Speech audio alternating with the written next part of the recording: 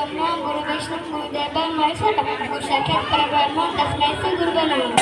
सम्मानीय सभापति महोदय, पूज्य गुरुजी वृंद, एठी उपस्थित छोट बड़ भाई भौणी मैंने मो सहपाठीगण आज ए पवित्र गुरु दिवस मत किसी कहवा सुजोग मिलथिबारु मो निजके धन्यवाद करुछि।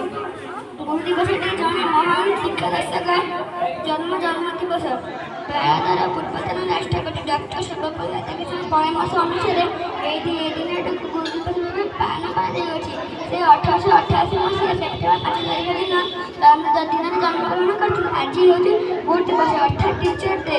जी आम जीवन अंधकार को दूरे आलोक देखा से ही प्रकृत गुरु।